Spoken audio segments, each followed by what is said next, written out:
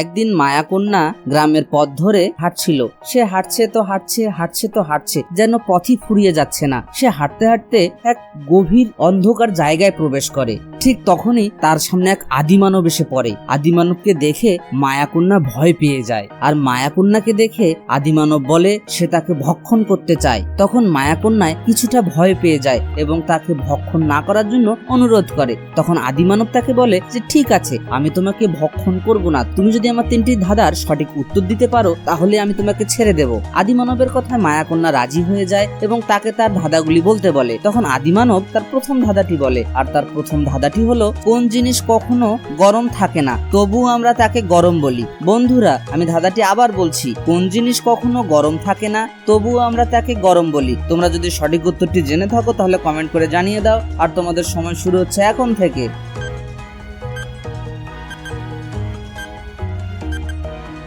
সঠিক উত্তর হলো গরম মশলা।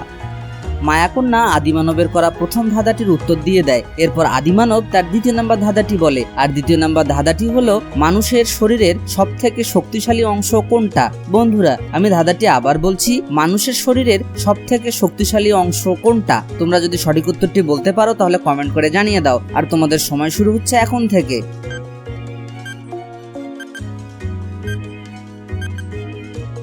সঠিক উত্তর হলো দাঁতের এনামেল। মায়াকন্যা আদিমানবের করা ধাঁধাটিরও উত্তর দিয়ে দেয়। এরপর আদিমানব তার 3য় এবং সর্বশেষ নাম্বার ধাঁধাটি বলে, আর সর্বশেষ 3য় নাম্বার ধাঁধাটি হলো কোন জিনিস আমরা চিবিয়ে চিবিয়ে খাই কিন্তু আমাদের পেট ভরে না। বন্ধুরা, আমি ধাঁধাটি আবার বলছি, কোন জিনিস আমরা চিবিয়ে চিবিয়ে খাই কিন্তু আমাদের পেট ভরে না। তোমরা যদি সঠিক উত্তরটি জেনে থাকো তাহলে কমেন্টস করে জানিয়ে দাও, আর তোমাদের সময় শুরু হচ্ছে এখন থেকে।